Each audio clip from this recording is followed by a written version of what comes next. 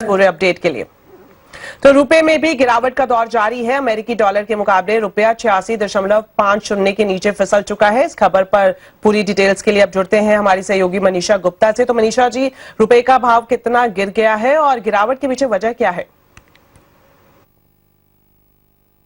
जो all time लोज की string है रुपए में, वो हमने लगातार आज भी यहां पर चलते हुए देखी, लेकिन आज में एक डिफरेंस था। ये 2 साल में सबसे बड़ी एक दिन में गिरावट हमने यहां पर रुपए में आते हुए देखी, जहां पर करीब करीब 60 पैसा रुपया लुढ़कता हुआ नजर आया। तो 86 का स्तर सिर्फ निकला ही नहीं, बल्कि 86.5 के ऊपर की ऑल टाइम लो क्लोजिंग हमने आज यहां पर बाजार में बनते हुए देखी। काफी सारे फैक्टर्स हैं इसके। एक तो ये कि डॉलर इंडेक्स 2 साल के हाईज पर है, ऑलमोस्ट 110 के करीब हमने यहां पर कारोबार होता हुआ देखा। जिस तरह से यूएस का डेटा आने लगा है, बाजार को लगता है कि जो पहले बात होती थी कि 2025 में 4 रेट कट्स होंगे, फिर वो घट के 3, 2 और अब माना जा रहा है कि शायद एक ही रेट कटौती होगी, जिसका असर हमने सभी एशियन करेंसीज पे आता हुआ देखा है। अगर आप यूरो और पाउंड को देखें तो वो भी पिछले 2 साल में सबसे ज्यादा कमजोर यहां पर काम करते हुए नजर आए। यानी कि डॉलर में तेजी है, लेकिन बाकी सभी करेंसीज में गिरावट है। लेकिन इस गिरावट के बीच भी आज स्पेशली रुपए में सबसे ज्यादा ग्लोबली गिरावट देखने को मिली। वो इसलिए भी है क्योंकि मार्केट्स इंडियन इक्विटीज में जिस तरह का सेल ऑफ है, एफआई आउटफ्लोज हैं, इंडिया फॉरेक्स हमने लगातार यहां पर गिरता हुआ देखा है। कच्चे तेल में करीबन 5 महीने के हाईज पर कारोबार है और कच्चा तेल भारत का सबसे बड़ा इंपोर्ट है। तो ये सारे के सारे फैक्टर्स यहां पर वेइन करते हुए नजर आए। ऑफ कोर्स बीच बीच में कहीं कहीं पे डॉलर सेल्स हमने सेंट्रल बैंक्स की तरफ से आते हुए देखी भी, लेकिन उसका असर कोई बहुत लंबा नहीं हुआ। अब जिस तरह का रिपोर्ट्स आती हुई नजर आ रही हैं, उनका यह मानना है कि इस साल में 87 से लेकर 90 तक हम यहां पर रुपया डेप्रिशिएट होता हुआ देख पाएंगे, जो शायद एक्सपोर्ट्स के लिए तो अच्छा है, लेकिन इंपोर्टर्स के लिए काफी दिक्कत वाली बात बनती हुई नजर आ रही है। जी शुक्रिया मनीषा जी इस पूरी जानकारी के लिए।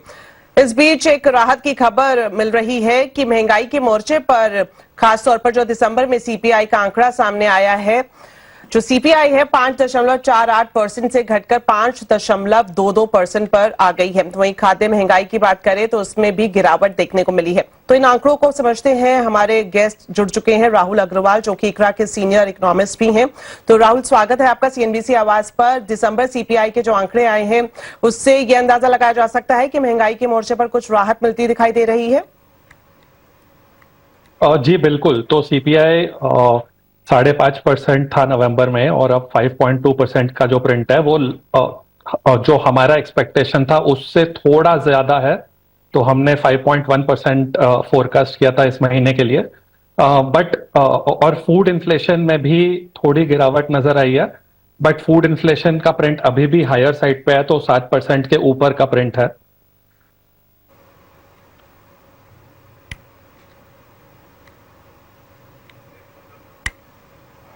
जी बिल्कुल राहुल, जिस तरह से फूड इन्फ्लेशन की हम बात कर रहे थे, जो अनुमान लगाया गया था, क्या उसके हिसाब से आपको आंकड़े दिखाई दे रहे हैं?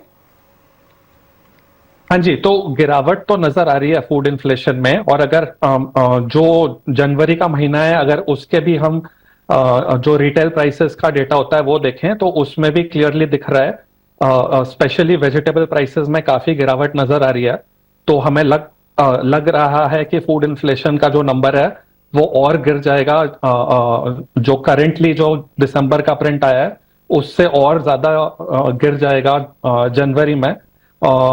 और तो अगर हम क्रॉप आउटपुट भी देखें तो खारिफ के जो मंडी अराइवल्स हैं वो ठीक लग रहे हैं, और राबी सोइंग का भी डेटा अब तक पॉजिटिव ही लग रहा है। तो ओवरऑल एग्री आउटलुक काफी पॉजिटिव है, जिसकी वजह से फूड इन्फ्लेशन में और गिरावट आती हुई दिख रही है हमें आगे के महीनों में। जी चलिए, फिलहाल के लिए शुक्रिया राहुल हमसे जुड़ने के लिए और दिसंबर सीपीआई डेटा पर विस्तार से जानकारी देने के लिए।